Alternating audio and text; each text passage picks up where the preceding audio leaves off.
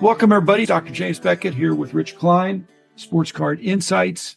We're going to talk about cataloging, what's happening or not happening. Rich is not retired. He's actually doing some cataloging for COMC and doing a great job there. They're getting a bigger and better and stronger catalog, especially of newer stuff. I'm a retired cataloger. It was probably more than a full-time job. It's very difficult. It's probably underestimated by anybody who hasn't done it. Rich and I have done it. Your work is never done. We're going to talk about that. Thanks, sponsors, Topps Panini, Upper Deck, Heritage Auctions, Huggins Scott Auctions, Mike Stadium Sports Cards, Burbank Sports Cards, COMC.com, and Beckett Media, Beckett Grading, Better Authentications. I don't know what's going on with the almanacs and the standard catalogs and things that used to come out on a regular basis. And collectors are frustrated. I think they would love to see at least a digital product where they could have an almanac or what Krause had with the standard catalog. But Bob, doesn't the Beckett OPG qualify as a digital catalog? I know you have to pay for it, but why don't they talk about that then? Is it because they think it's too expensive? Whatever price it is, it's a bargain, to tell you the truth. If you look at it on an annual basis, it's way more than a book. But if you just subscribe for a month, it's a great deal for a month. It's a perpetual charge. I think that's what gives people heartburn. But I know there are certain people, including our mutual friend John Keating, who loves using the organized and the Beckett OPG. It makes life so much easier. We get so much stuff. I am amazed every day when I look at the cards. I've never seen this before. I've never seen that before. You don't even know if it's a set. It could be just a one-off card, a set of one, which really is not a set. Speaking of one-offs, someone sent in, they had gone through 62 post serial and they had basically cut the photo of Roger Maris and Mickey Mantle and sent it in that way. Not the rest of the card, just the photo that's on the 62 post. It took me a couple of days to realize what it was. And I said, this is the ultimate trim job. I actually wanted to put it in like massively trimmed because I knew what the photo was. I don't know if it's Post or Kellogg's for sure. I think Post also. The cards for Post were on the back of the box. But on the front of the box, sometimes there'd be imagery that people have cut out. I know I've got that for some Kellogg's boxes where there's cards inside and they'll show a card. If you cut it out, it's a blank back rectangular card of a player. It's not lenticular, but it's a card. And unless you were there at the time or remember, you think this is an undiscovered card.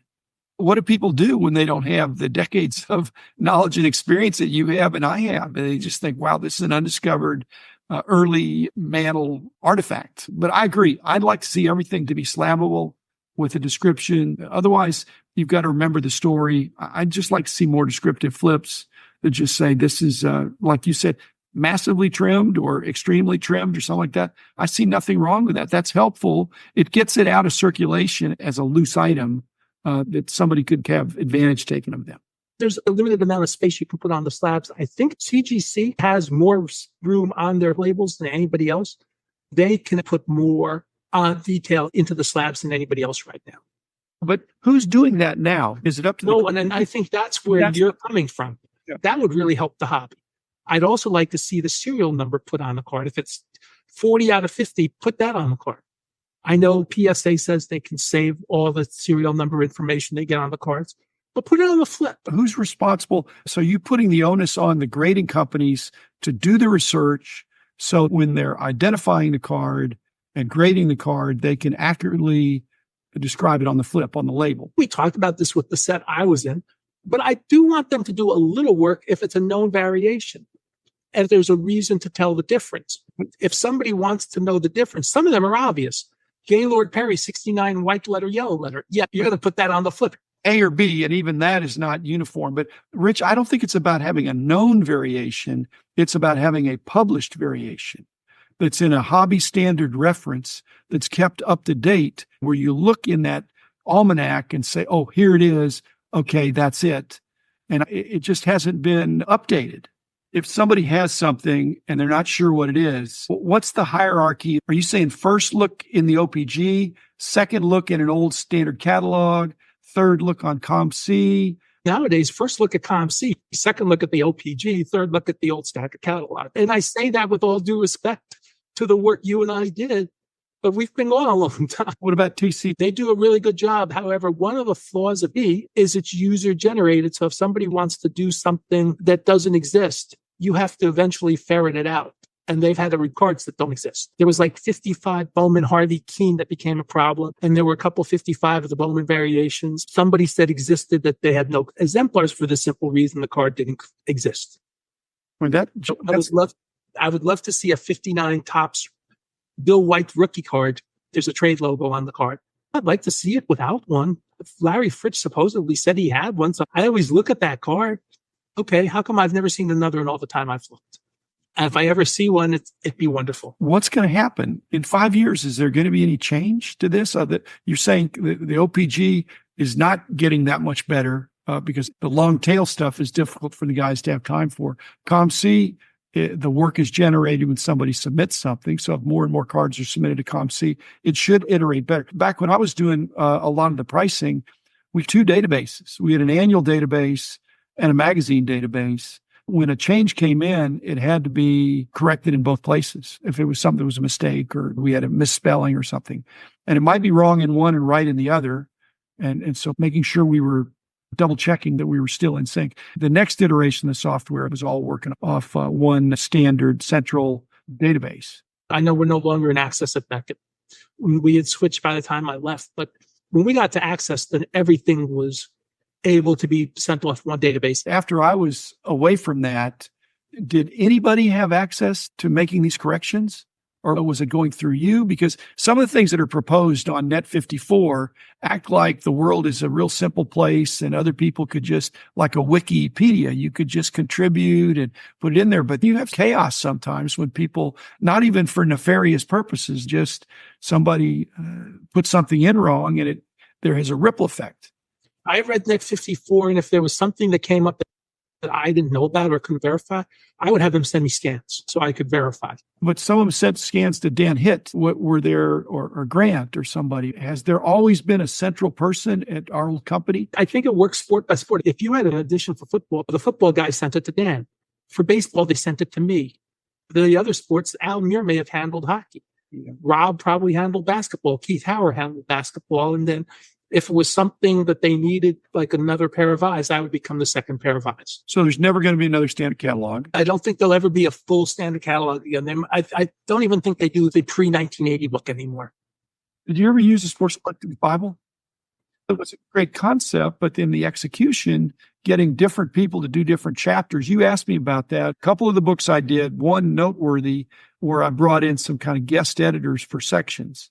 And I was miserable, Rich, because I wanted to have an attitude, an approach to not being too conservative, but certainly not being too liberal. If you don't know the category, then the person that's doing the pins and they're a dealer in the pins, are they being more aggressive? It's just like the stamp catalogs or the coin catalogs or the card catalogs. If you know that they're wholesale or 90% of retail, you can work with it if it's consistent internally. And I felt like we lost some internal consistency. And you know a lot of the best known people. Even though they were really good people, yeah. I'm going to digress for a second, tell you a funny press pin story, since that was part of that collectibles book or memorabilia book, whatever you called it in 88, the one you wrote at the end of the book. I'm sorry, I never want to put anybody through this book again. Something to that effect. Including myself. Including yourself. And around that time, I got a phone call. There were a couple local diggers. They would call me up anytime they got some. Guy calls me up, says, Rich, I need $50. He'd gone to a garage sale. He bought like 20 World Series pins for $20. Wanted 50. And the minute I looked at them, I said, I'll gladly give you 50. However, let me make a couple of phone calls. I called Lou Lipset up, who was doing them at the time, and in front of him, so that he knew there was no secrecy, I started reciting the price: $150, $450, $250, $175. And his eyes are getting wider and wider. Okay, I'll send them out to you tomorrow, Lou. Actually, it was a couple of days. You sent me the check. I kept a little for my effort of making the phone call and not keeping the profit myself. I kept 15% for me, and I gave him the rest. And he was very thrilled with the size of the check he received. From that point on, he would just hand me stuff, basically say, I paid 10, here's 11 to you, or something like that. And then he says, I'm looking for more press pins for you too. But the point was, Jim Johnston did the press pins, and he was the leading guy on press pins. I don't remember who else did stuff, but I know Jim did that. I think my memory is correct. My point is, Bert Randolph Sugar, whose Magnus Opus, the Sports Collector's Bible, which he did more than once, he outsourced every chapter. To me, that's palatable. If I was just a senior editor and I was just picking the best person, that's one approach to it. But if you and me, if we were going to do 90% of it and then farm out 10% of it, then all of a sudden that doesn't feel right to me. Jim, in a way, we did farm out 10% of it. And how we farmed out 10% of it is we would send books for people to review. No, that wasn't for the final editing. To me, that was the 10% that we farmed out. Or, hey, you need to add this set. Or I've got these cards for you to add, or something like that.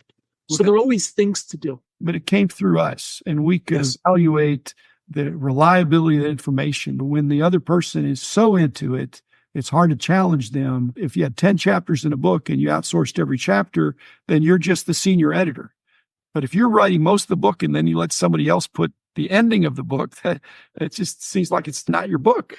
When we finally got to do the almanac, and even that had some bumps for the first year or two along the way, it became our book. It took a couple of years to really work through everything. I tell people I had 4 different listings for Cameo Pepsi pins that I had to eventually consolidate to one listing. Of course, I also once deleted the 89 top set by doing something until we realized I hit the delete button for 89 tops and there it went. Does this cataloging stuff even matter if people are no longer collecting complete sets? If 99% of people sell, then who cares than 1%? I am hearing, and this is way above me on the food chain, I am hearing that when COMC sets up at all these shows around the country, there's a lot of people knowing how good our catalog is who want to work with us with it. So I know there's a latent interest in catalog. I always say there's going to be an interest because if you and I get a card we don't know, we want to know what it is. You and I are pretty good at doing context clues, but there'll be stuff that you and I don't know. I tell a story a couple of years ago and you knew what it was, but in Chicago, I bought all the TBT cards and you didn't know enough to say from the singles club that those were good purchases at that price. And I did, but that's something I knew that was good for me. But there are a lot of people who don't even know about it. They're not deep in the hobby. They don't even know what TVT cards or 582 Montgomery Club, just using a couple of the Topps things. Because Topps is issuing so many sets through and not through the hobby, you can't keep up with all their sets. Just one company. We can't, but if there's a compendium, if there's a resource, if we can gather it and make it available, again, like I said, it's got to be managed. And I think COMC is managing through you of making sure stuff gets in there. You're not making it worse by putting something in there that doesn't exist. Actually, somebody has the card is physically there and you're trying to identify it properly. We may catalog a card we don't have. If it's 20, 25 Topps next year and we get the checklist and we put in the checklist, until we get the card, we will assume Topps is correct with their checklist. We did that, and that got us in trouble. But you have to at some point. If the company is sending it, you have to believe it. And then you fix it if it turns out to be wrong. But you still have to believe that it exists. You can't just create every set from scratch, especially the 330 card sets with 30 parallels. That's the practical approach, but the accuracy purist in me says I'd really like to see the card, and yet, like I said, it's just not feasible to wait till the last minute and then scramble and ignore the checklist that Topps had and go collate your own set and put them in there. And how do you know there aren't variations or SPs that you didn't receive? So at some point, you've got to trust the card companies. But when they mess up, it made us look bad, and I didn't like that. Yeah, and then they changed stuff. Like in 1992 Score, they changed one of the cards to an American flag card. It was not listed on the checklist as an American flag, but this is during Desert Storm, and they made an American flag card. Perfectly fine. Just one of those things that changed from the original checklist. The man in the